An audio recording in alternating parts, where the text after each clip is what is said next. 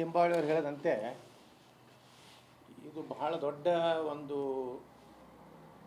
ರೈತರಿಗೆ ಮತ್ತು ಎಲ್ಲ ಮಠ ಮಂದಿರಗಳಿಗೆ ಅಷ್ಟೇ ಅಲ್ಲ ಸರ್ಕಾರ ಜಮೀನು ಸಹ ಇವತ್ತು ವಕಫ್ ಅಂತೇಳಿ ಬೇಕಾಬಿಟ್ಟಿಯಾಗಿ ಇವತ್ತು ಬಾಗಲಕೋಟೆ ಸುವರ್ಣ ಏನು ಮಿನಿ ವಿಧಾನಸೌಧ ಅದು ಸಹಿತ ವಕಫ್ ಅಂತೇಳಿ ಇವತ್ತು ಘೋಷಣೆ ಮಾಡ್ತಾಯಿದ್ದಾರೆ.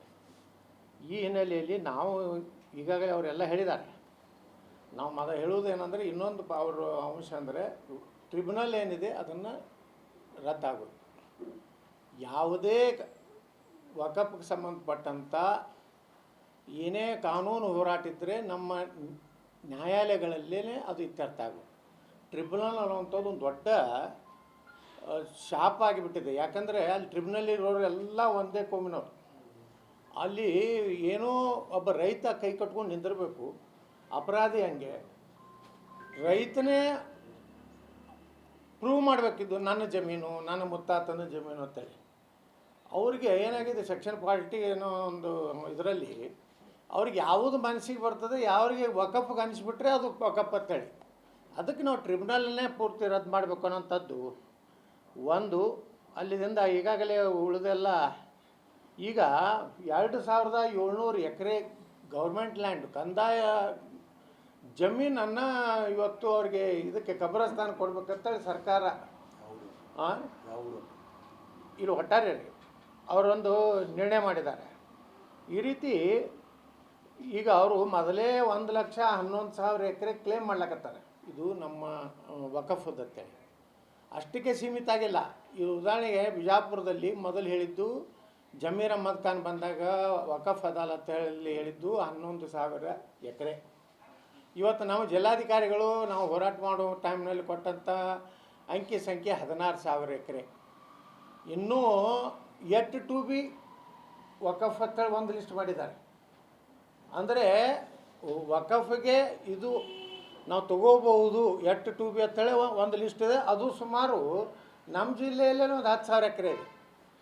ಒಟ್ಟಾರೆ ನಮ್ಮ ಒಂದೇನು ನಾವು ಲೀಗಲ್ ಸೆಲ್ ಮಾಡಿದ್ದೀವಿ, ನಮ್ಮೆಲ್ಲ ಹೈಕೋರ್ಟಿನ ನ್ಯಾಯಮೂರ್ತಿ ಇದು ನ್ಯಾಯವಾದಿಗಳದಾರಲ್ಲ ಅವ್ರ ನೇತೃತ್ವದಲ್ಲಿ ಅವ್ರು ಹೇಳ್ತಾರೆ ಒಟ್ಟು ಅವ್ರ ಕ್ಲೇಮ್ ಕರ್ನಾಟಕದಲ್ಲಿನೇ 6,20,000 ಎಕರೆವರೆಗೆ ಅವರು ವ್ಯಾಪ್ತಿ ದಿನದ ದಿನ ಮೊನ್ನೆ ಜಾಯಿಂಟ್ ಪಾರ್ಲಿಮೆಂಟ್ರಿ ಕಮಿಟಿ ಚೇರ್ಮನ್ ಬಂದಾಗ ಹೇಳಿದ್ರು ಇವತ್ತು ಅವ್ರು ಕ್ಲೇಮ್ ಮಾಡ್ಲಾಕೈತಿ 38 ಲಕ್ಷ ಎಕರೆ ಇಡೀ ದೇಶದಲ್ಲಿ. ಈಗ ಹೋಯ್ತದು ಲೋಕಸಭೆಯಲ್ಲಿ ಏನು ನಮ್ಮ ಕಾನೂನು ಮಂತ್ರಿಗಳು 9,51,000 ಅಂತೇನು ಹೇಳಿದ್ರು. ಅಂಕಿ ಹೋಗಿ ಈಗ 38 ಲಕ್ಷ ನಮ್ಮದಿದೆ, ಯಾವುದೇ ಪರಿಸ್ಥಿತಿಯಲ್ಲಿ ನಾವು ಬಿಡೋದಿಲ್ಲ. ಮತ್ತು ಅವ್ರು ಹೆಂಗೆ ಧಮಕಿ ಹಾಕ್ತಾ ಇದ್ದಾರೆ ಅಂದರೆ ತಮಗೆಲ್ಲ ಗೊತ್ತಿದೆ, ಆಂಧ್ರದ ಚಂದ್ರಬಾಬು ನಾಯ್ಡು ಅವರಿಗೆ ನಿತೀಶ್ ಕುಮಾರ್ ಅವ್ರಿಗೆ ನಾವು 5-10 ಲಕ್ಷ ಜನ ಸೇರಿಸಿ ನಾವು ದೊಡ್ಡ ರ್ಯಾಲಿ ಮಾಡ್ತೀವಿ, ನಮ್ಮ ಶಕ್ತಿ ಪ್ರದರ್ಶನ ಮಾಡ್ತೀವಿ ಅಂತೇಳಿ. ಇದನ್ನು ನಾವು ಕರ್ನಾಟಕದಲ್ಲಿ ಜನಜಾಗೃತಿ ಮಾಡೋದು ಅವಶ್ಯಕತೆ ಇದೆ. ಅದಕ್ಕೆ ನಾವೆಲ್ಲರೂ ಕೂಡಿ ನಿರ್ಣಯ ಮಾಡಿದ್ದೀವಿ. ಇದನ್ನು ನಾವು ಸುಮ್ಮನೆ ಕುಳಿತುಕೊಳ್ಳೋದಿಲ್ಲ.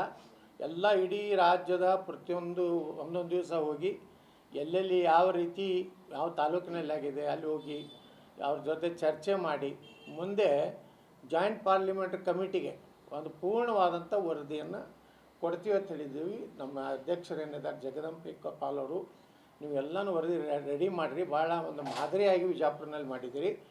ಈ ರೀತಿ ಜನಜಾಗೃತಿ ಮಾಡೋದು ಅವಶ್ಯಕತೆ. ಈ ಹೋರಾಟವನ್ನು ನಾವು ಈಗಾಗಲೇ ಅರವಿಂದ್ ಲಿಂಬಾವಳಿಗಳನ್ನ 25ನೇ ತಾರೀಕಿನಿಂದ ಪ್ರಾರಂಭ ಮಾಡ್ತಾ ಇದ್ದೀವಿ. ಬೇಡಿಕೆಗಳು ರಾಜ್ಯ ಸರ್ಕಾರ ಲಿಮಿಟೆಡ್ ಪವರ್ಸ್ ಇದೆ.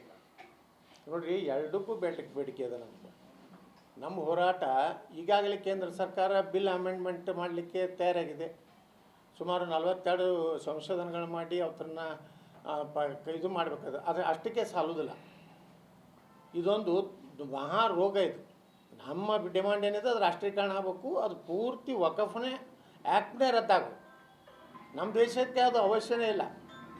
ಆದರೆ ನಮ್ಮ ಕಡೆಯಿಂದ ಏನಾಗ್ತಾ ಇದೆ, ಅವ್ರಿಗೆ ಅಷ್ಟು ಇವತ್ತು ಮಾಹಿತಿಗಳು ಅಷ್ಟೇ ನಮ್ಮಲ್ಲಿ ಸಾಕಷ್ಟು ಮಾಹಿತಿ ಕೊಟ್ಟಿದ್ದಾರೆ. ರೈತರು ಕೊಟ್ಟಿದ್ದಾರೆ, ಮಠ ಮಂತ್ರಿಗಳು ಕೊಟ್ಟಿದ್ದಾರೆ. ಇವು ಎಷ್ಟೋ ಮಾಹಿತಿಗಳು ನಮ್ಮ ಜಂಟಿ ಸಮಿತಿಗಿಲ್ಲ ಮತ್ತು ಕೇಂದ್ರ ಸರ್ಕಾರಕ್ಕಿಲ್ಲ. ಮತ್ತು ರಾಜ್ಯ ಸರ್ಕಾರ ಜಮೀರ್ ಅಹ್ಮದ್ ಖಾನ್ ಬಂದ ಮೇಲೆ ಪ್ರಚೋದನಾತ್ಮಕವಾಗಿ ಪ್ರತಿ ಜಿಲ್ಲೆಯಲ್ಲಿ ಅಡ್ಡಾಡಿ ಇದು ಕಬ್ರಸ್ತಾನ ಹಿಂಗೆ ಕಟ್ಟಬೇಕು, ಇದಕ್ಕೆ ಹಸಿರು ಬಣ್ಣ ಇರಬೇಕು, ಸೈತಾನಗಳು ಅಂದ್ರೆ ಯಾರು? ಸೈತಾನಗಳಂದ್ರೆ ಹಿಂದೂಗಳು, ನಾನ್ ಕ್ರಿಶ್ಚಿಯನ್ರು, ಇವರೆಲ್ಲರೂ ಸೈತಾನಗಳೇ. ಅವನ ಲೆಕ್ಕದಲ್ಲಿ, ಯಾಕಂದ್ರೆ ಅವರು ಇಸ್ಲಾಂ ಧರ್ಮದಾಗೆ ಹೇಳ್ತದೆ ನಾವೆಲ್ಲ ಕಾಫಿರ್ ಅಂತೇಳಿ. ಅಂದರೆ ಸೈತಾನಕ್ಕೆ ಹೋಲಿಸಿ ಮಾತಾಡಿ ಪ್ರಚೋದನೆ ಮಾಡಿ ಏನು ವಕಫ್ ಏನೋ ಒಂದು ಅದಾಲತ್ ಮಾಡಿದ್ರು, ಅದರಿಂದ ಅಧಿಕಾರಿಗಳ ಮೇಲೆ ಧಮಕಿ, ನೀವು 15 ದಿವಸದಲ್ಲಿ ಎಂಟ್ರಿ ಮಾಡಬೇಕು, ಇಲ್ಲದೇ ಇದ್ದರೆ ಸಿ ಎಮ್ ನನಗೆ ಅಧಿಕಾರ ಕೊಟ್ಟಿದ್ದಾರೆ, ನಿಮ್ಮ ಮ್ಯಾಗೆ ಆ್ಯಕ್ಷನ್ ತೊಗೋತೀನಿ, ಏನು ಏಕವಚನದಲ್ಲಿ ತಹಸೀಲ್ದಾರು ಡಿ ಸಿಗೆ ಈ ರೀತಿ ಅಧಿಕಾರಿಗಳು ಸಹ ಬೆಚ್ಚ ಬಿದ್ದಿದ್ದಾರೆ.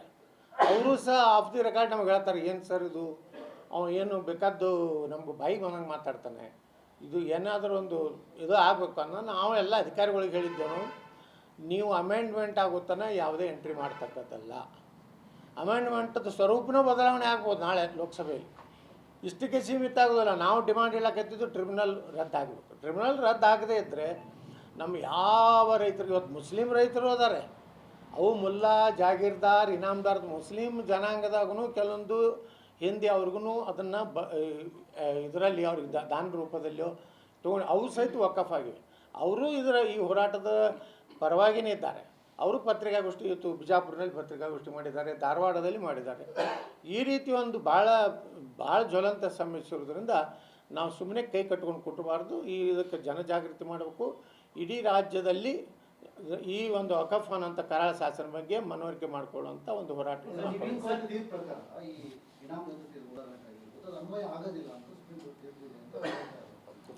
ಯಾವುದು ಕ್ಲೇರಿಫಿಕೇಷನ್ ಇಲ್ರಿ. ಜಾಯಿಂಟ್ ಪಾರ್ಲಿಮೆಂಟ್ರಿ ಕಮಿಟಿ ಏನು ಮಾಡ್ಯಾರಲ್ಲ, ಸುಪ್ರೀಂ ಕೋರ್ಟ್ ಒಂದು ಕಡೆ ಹಂಗೆ ಹೇಳ್ತದೆ, ಒಂದೊಂದು ಕೋರ್ಟ್ನಲ್ಲಿ ಇದು ನಮ್ಗೆ ಸಂಬಂಧ ಇಲ್ಲ, ಇದು ವಕಫ್ ಅದು ಅಲ್ಲೇ ನೀವು ಟ್ರಿಬ್ಯುನಲ್ಗೆ ಹೋಗಿರುತ್ತೋ ಆದೇಶಗಳಿವೆ. ಕನ್ಫ್ಯೂಷನ್ ಇರೋದ್ರಿಂದ ಒಂದು ಕ್ಲಿಯರ್ ಒಂದು ಅಮೆಂಡ್ಮೆಂಟ್ನಲ್ಲಿ ಇದೆಲ್ಲ ಸೇರಬೇಕು. ಇದು ನೀವು ಹೇಳ್ತಾ ಇದ್ದೀರಾ ಈಗ ನೋಟಿಸ್ ಸಂಬಂಧಪಟ್ಟಂತೆ, ಕಾಂಗ್ರೆಸ್ ಬಿಜೆಪಿ ಕಾಲದಲ್ಲಿ ಇವೆಲ್ಲ ನೋಟಿಸ್ ಕೊಟ್ಟಿರೋದು ದಾಖಲೆ ಕೊಡ್ತಾ ಇದ್ದಾರೆ. ನೋಡ್ರಿ, BJP ಕಾಲದ ನಾವು ಏನಾದನ್ನೇನು ಸಮರ್ಥನೆ ಮಾಡ್ಕೋದಿಲ್ಲ. ನಾವು ಯಡಿಯೂರಪ್ಪ ಮಾಡ್ಯಾರ ಅಂತ ಸಮರ್ಥನೆ ಮಾಡೋದಿಲ್ಲ, ಬೊಮ್ಮಾಯಿ ಮಾಡ್ಯಾರ, ಜಗದೀಶ್ ಅವೇನೂ ಇಲ್ಲ. ನಮ್ಮ ಹೋರಾಟ ನಮ್ಮ ಸಮುದಾಯದ ಭವಿಷ್ಯದ ಪ್ರಶ್ನೆ. ಇದು ಅವ್ರು ಮಾಡ್ಯಾರ, ಅವ್ರು ಮಾಡಿದ್ದಕ್ಕೆ ನಾವು ಸುಮ್ಮನೆ ಬಾಯಿ ಮುಚ್ಕೊಂಡು ಕೊಡ್ಲಿಕ್ಕೆ ತಯಾರಿಲ್ಲ. ಯಾವುದು ನೋಡ್ರಿ, ಆ ಪ್ರಕ್ರಿಯೆ ಒಳಗೆ ಕೊಟ್ಟಿರ್ತಾರೆ. ಯಾವುದೇ ಆಗಲಿ ಒಂದು ಪ್ರೊಸೆಸ್ ಇರ್ತದೆ. ಆದರೆ ಈ ಜಮೀರ್ ಅಹಮದ್ ಖಾನ್ ಮಾಡ್ಲಕತ್ತಿದ್ದೇನು, ಪೂರ್ತಿ ಒನ್ ಸೈಡು ಜಮೀನುಗಳನ್ನು ಇದು ಫಾರ್ಮ್ ನಂಬರ್ L1 ತುಂಬಿದ್ದು, ಅದನ್ನು 11ನೇ ನಂಬರ್ ಕಾಲಮ್ನಾಗ ತುಂಬಿದ್ದು, ಮತ್ತು ದಿಢೀರ್ನೇ ಇವತ್ತು ಸಾಯಂಕಾಲ ಎಂಟ್ರಿ ಮಾಡ್ತಾರೆ, ಮರುದಿವಸ ಧಮಕಿ ಹಾಕಿಬಿಟ್ರೆ ಅವ್ರಿಗೆ ಏನು ಹ್ಯಾಂಗೆ ಮಾಡಿದೆ ಅಂದ್ಕೊಳ್ಳಿ ಒಮ್ಮೆ ತೆಗೆದುಬಿಡ್ತಾರೆ. ಅದು ಏನು, ಅದಕ್ಕೇನು ಇಲ್ಲೇ ಇಲ್ಲ.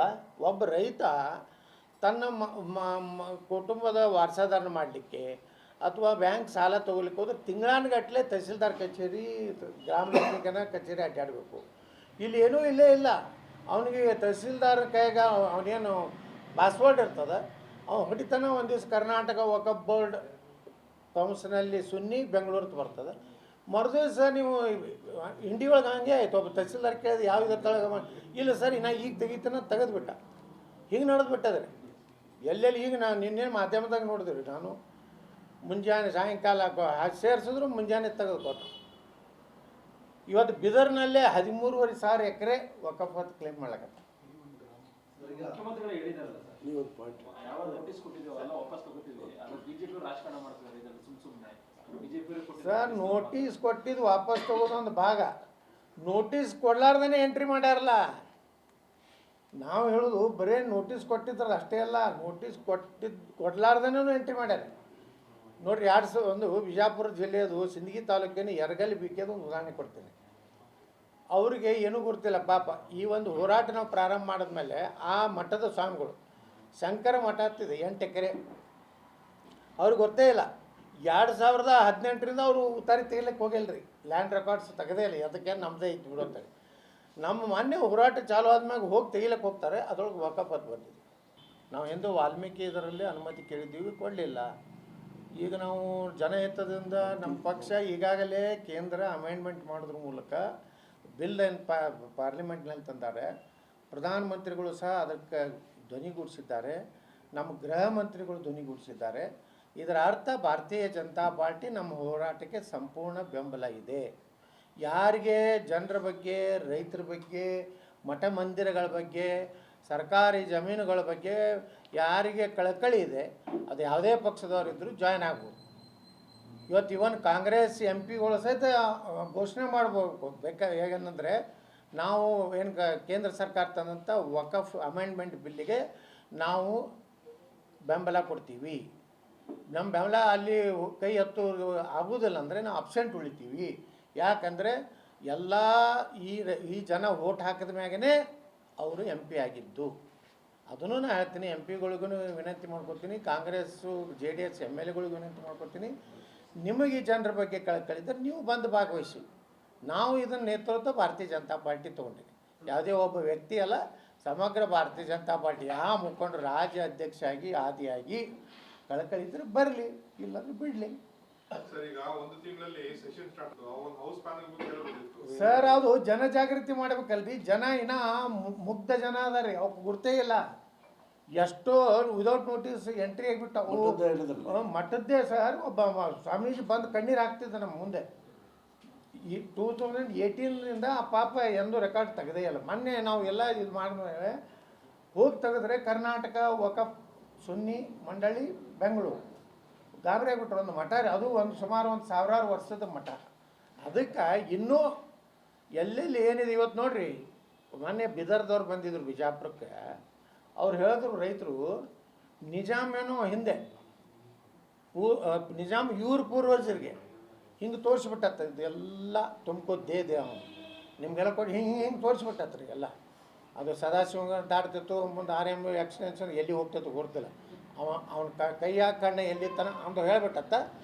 ಅದೇ ಪ್ರೂವ್ ಅತ್ತ. ಯಾಕಂದ್ರೆ ಸೆಕ್ಷನ್ 40 ಅದು ಅಟ್ರಾಕ್ಟ್ ಮಾಡ್ತೈತಿ. ಹೌದು, ಅವ್ರಿಗೆ ಅನಿಸಿದ್ರೆ ವಕಫ್ಗೆ ಈ ಆಸ್ತಿ ಇಡೀ ಸದಾಶಿವನಗರ ವಕಫದಂತ ಅನಿಸಿದ್ರೆ ಅದು ವಕಫ್. ಎಷ್ಟು ದೊಡ್ಡ ಮಹಾತ್ಮ ಮನಮೋಹನ್ ಸಿಂಗ್ನ ಕರೆದು ಹಾರ ಹಾಕ್ಬಿಟ್ಟು ಅವನಿಗೆ ಅಯೋಗ್ಯ. ಅವನ ಕಾಲಕ್ಕೆ ಕೊನೆಯ ದಿವಸ ಮಾಡಿದ್ರಿ ಇದು ಅಮೆಂಡ್ಮೆಂಟ್. ಭವಿಷ್ಯದಲ್ಲಿ ಜಾಯಿಂಟ್ ಪಾರ್ಲಿಮೆಂಟ್ ಕಮಿಟಿಗೆ ನಾವು ಎಲ್ಲ ಸಬ್ಮಿಟ್ ಮಾಡ್ತೀವಿ. ನಂಬರ್ 1. ನಂಬರ್ 2, ನಮಗೆ ನ್ಯಾಯವಾದಿಗಳ ಜೊತೆ ಚರ್ಚೆ ಮಾಡ್ಲಿಕ್ಕತ್ತೀವಿ. ಇದನ್ನು PIL ಹಾಕಬೇಕು. ಯಾವ್ದು ಮೂಲಕ ಸುಪ್ರೀಂ ಕೋರ್ಟ್ನಲ್ಲಿ ಇದನ್ನು ನಾವು ಇದಕ್ಕೆ ಅವಕಾಶ ಇದೆ, ಕಾನೂನಿನಲ್ಲಿ ನಾವು ಅಲ್ಲಿ ಕೇಳಲಿಕ್ಕೆ ಅವಕಾಶ ಇದೆ, ಅದನ್ನೂ ನಾವು ಪರಿಶೀಲನೆ ಮಾಡ್ತಾಯಿದ್ದೀವಿ. ಎಲ್ಲ ರೀತಿಯ ಕಾನೂನಿನ ಒಂದು ಸಹಾಯ ನೊಂದ ಜನರಿಗೆ ನಾವು ಕೊಡುವಂಥದ್ದು. ಒಂದು ಸುಮಾರು ಒಂದು ರಾಜ್ಯ ಸರ್ಕಾರಕ್ಕೂ ಕೇಳ್ತೀವಿ ರೀ, ಕೇಂದ್ರ ಸರ್ಕಾರಕ್ಕೂ ಕೇಳ್ತೀವಿ. ಕೇಂದ್ರ ಸರ್ಕಾರ ಕೇಳೋದನ್ನು ಟ್ರಿಬ್ಯುನಲ್ ರದ್ದು ಮಾಡಿ, ಇಡೀ ಇದನ್ನೇ ಸ್ಕ್ರ್ಯಾಪ್ ಮಾಡಿ ಅವ್ರಿಗೆ ಕೇಳ್ತೀವಿ. ಇವ್ರಿಗೆ ಕೇಳ್ತೀವಿ. ನಮ್ಮ ಅರವಿಂದ್ ಲಿಂಬಾಳ್ ಅವ್ರು ಹೇಳ್ದಂಗೆ 1974 ನೀವೇನು ಗೆಜೆಟ್ ನೋಟಿಫಿಕೇಶನ್ ರಾಜ್ಯದಾಗ ಮಾಡಿರಲ್ಲ ಅವೆಲ್ಲ ರದ್ದುಪಡಿಸಿ. ಒಂದು ಉತ್ತಾರಿ ಒಳಗೂ ವಕಫ್ ಬರಬಾರ್ದು. Bijapur DC Waqf, police head quarter Waqf, district civil hospital Waqf. Sir ಎಲ್ಲನೂ ವಕಫ್ ವಕಫ್ ವಕಫ್. ಇನ್ನೇನು ನಮ್ಮ MB ಪಾಲ್ಡ್ರದೊಂದು BLD ಒಂದು ಸ್ವಲ್ಪ ವಕಫ್ ಮಾಡಿದ್ರೆ ಗೊತ್ತಾಗ್ತಿತ್ತು. ಅಮೆಂಡ್ಮೆಂಟ್ ಅಲ್ಲೇ ಇದನ್ನ ಸೇರ್ಸಕ್ಕೆ ಕೇಳಬಹುದಲ್ವಾ ರಾಜ್ಯ ಸರ್ಕಾರ? ಮಾಹಿತಿ ಬೇಕಲ್ಲ, ನಮ್ಗೆಲ್ಲ ಮಕ್ಕಳಿಗೆ ಮಾಹಿತಿ ಬೇಕಲ್ಲ. ನಿಮ್ಮ ನಾಯಕರು ಸಮರ್ಥವಾಗಿ ಹೋರಾಟ ಮಾಡಿಲ್ಲ ಅಂತ ಅನ್ಸುತ್ತೆ ಸರ್. ಆ ಕಾರಣಕ್ಕೋಸ್ಕರವಾಗಿ ಮಾಡ್ತಿದ್ದಾರೆ ಸರ್. ನಾವು BJP ಭಾಗನೇ ಅಲ್ರಿ. ನಾವು ಯಾರು ರಾಜ್ಯಾಧ್ಯಕ್ಷರು ಸೇರಿದಂತೆ ಪ್ರತಿಪಕ್ಷ ನಾಯಕರು ಸೇರಿದಂತೆ ಈಗಾಗಲೇ ಈ ವಿಚಾರವಾಗಿ ಒಂದಷ್ಟು ಜನ ನಾಯಕರು ಧ್ವನಿ ಎತ್ತಿದ್ದಾರೆ, ಹೋರಾಟವನ್ನು ಕೂಡ ಮಾಡಿದ್ದಾರೆ ಸರ್. ಸರ್ ನೋಡ್ರಿ, ಕೇಂದ್ರ ಸಚಿವರು ಬಂದರು ಅಂದ್ರೆ ಕೇಂದ್ರದ BJP ಕೇಂದ್ರ ಸರ್ಕಾರ ನಮ್ಮ ಬೆಂಬಲ ಐತೆ ಇಲ್ಲತ್ತು ನಿಮ್ಗೆ ಅನಿಸ್ತೈತೆ ಇಲ್ಲ? ನೇರವಾಗಿ ಒಬ್ಬ ಕೇಂದ್ರ ಸಚಿವ ಬಂದು 4 ದಿವಸ ಅಹೋರಾತ್ರಿ ಇದು ಮಾಡಿ ಪ್ರಹ್ಲಾದ್ ಜೋಶಿ ಅವರು ಬಂದರು, ನಮ್ಮ ಸೋಮಣ್ಣವ್ರು ಬೆಂಬಲ ಕೊಟ್ಟರು, ಶುಕ್ರು ಮಾಡಿದ್ರು. ಎಲ್ಲ BJP ನಾಯಕರು ಎಲ್ಲರೂ ಇನ್ವಾಲ್ವ್ ಆಗಿದ್ದಾರೆ. ಮೊನ್ನೆ 4ನೇ ತಾರೀಕಿಗೆ ಏನು ಹೋರಾಟ ಆಯ್ತಲ್ರಿ ರಾಜ್ಯಾದ್ಯಂತ ವಕಫ್ ಇದರ ವಿರುದ್ಧ ಹೋರಾಟದಲ್ಲಿ ಇಡೀ ಭಾರತೀಯ ಜನತಾ ಪಾರ್ಟಿ ಕರ್ನಾಟಕ ಸಮಗ್ರ ಕಾರ್ಯಕರ್ತ ಬಂಧು ಭಗಿನಿಯರು ಕೂಡಿ ಎಲ್ಲರೂ ಮಾಡಿದ್ದೀವಿ. ಯಾಕೆ ಅಂದ್ರೆ ನಿಮ್ಮ ಈ ಹೋರಾಟದವರಿಗೆ ಅಥವಾ ನಿಮ್ಮ ಪಕ್ಷ ನಾಯಕರಿಗೆ ಕೇಳಿದಾಗ ಅವರಿಂದ ಮೌನ ಉತ್ತರ ಬರುತ್ತೆ. ಅವರು ಯಾವುದೇ ರೀತಿಯ ಸ್ಪಷ್ಟೀಕರಣವನ್ನ ಮೌನ ಅರ್ಥ ಸಮ್ಮತಿ ಲಕ್ಷಣ ಸರ್. ಅದು ನಮ್ಗೆ ಗೊತ್ತೈತಿ, ಪರ್ಮಿಷನ್ ಕೊಡಲಿಲ್ಲ. ರಮೇಶ್ ಜಾರಕಿಹೊಳಿ ಅವರು ನಾವು ಸಾಕಷ್ಟು ಸರ್ ರಮೇಶ್ ಜಾರಕಿಹೊಳಿ ಅವರು ನಾವು ಸಾಕಷ್ಟು ಪ್ರಯತ್ನ ಮಾಡ್ತೀವಿ. ದಿಲ್ಲಿ ಮಠ ಹೋಗಿ ವಿನಂತಿ ಮಾಡ್ಕೊಂಡಿವಿ, ಬರಲಿಲ್ಲ. ಏನು ಯಾವ ಕಾರಣಗಳಿಂದ ಬರಲಿಲ್ಲ ಇವು ಎಲ್ಲ ಗೊತ್ತಿಲ್ಲ. ಈ ಉಪಚುನಾವಣೆ ಅವು ಏನೋ ಬಂದಿರ್ಬೋದು. ಆದರೆ ನಾವು ಹಿಂಗೆ ಎಲ್ಲ ಇಶ್ಯೂಗಳನ್ನ ಬಿಟ್ಕೊತ ಹೋದರೆ ನಾಳೆ ಜನರಿಗೆ ನಾವು ಹೇಳ್ಬೇಕಾರೆ ನಾವು ಜನಪ್ರತಿನಿಧಿ ಇದೀವಿ ರೀ, ನಾವು ಒಂದು ಪಕ್ಷದ ಕಾರ್ಯಕರ್ತರು ಇದೀವಿ. ಜನ ಕೇಳ್ತಾರೆ ಏನು ಕತ್ತಿ ಕಾಲ ಹಾಕತ್ತಿದ್ರನಪ್ಪ ಒಕ್ಕಪ್ಪದ ಇಟ್ಟಾದಾಗ ಅಂತೇಳಿ. ಇವತ್ತು ನಾವು ಬಿಜಾಪುರನಾಗ ಬರೀ ಪರ್ಮಿಷನ್ ಕೇಳ್ಕೊತ ಕೂತಿದ್ರೆ ರಾಜ್ಯಾಧ್ಯಕ್ಷರು ಕೇಳ್ಕೊತ ಕೂತ್ರೆ ಆಗ್ತಿತ್ತೇನು ರೀ? ನಾವು ಅನೌನ್ಸ್ ಮಾಡಿದ ತಕ್ಷಣ ಕೇಂದ್ರದವ್ರು ಸ್ಪಂದನೆ ಮಾಡಿದ್ರು. ಶೋಭಾ ಕರಂದ್ಲಾಜೆ ಅವ್ರು ಬಂದರು ಬಿಜಾಪುರಕ್ಕೆ. ಒಬ್ಬ ಕೇಂದ್ರ ಮಂತ್ರಿಗಳು ವಿದೌಟ್ ಪರ್ಮಿಷನ್ ಬರ್ತಾರೇನು ರೀ? ಹಾಂ, ಅಂದರೆ ಇದು ನೀವು ತಿಳ್ಕೊಂಡ್ಬಿಡ್ರಿ. ಕೇಂದ್ರ BJP ನಮ್ಮ ಎಲ್ಲ ಹೋರಾಟಗಳಿಗೆ ಬೆಂಬಲವಾಗಿ ಗಟ್ಟಿಯಾಗಿ ನಿಂತಿದೆ. ಅದ್ರಾಗ ಅದೊಂದು ಭಾಗ. ಧನ್ಯವಾದಗಳು. ಗ್ಯಾರಂಟಿ ನ್ಯೂಸ್, ಸುದ್ದಿ ಖಚಿತ, ನ್ಯಾಯ ನಿಶ್ಚಿತ.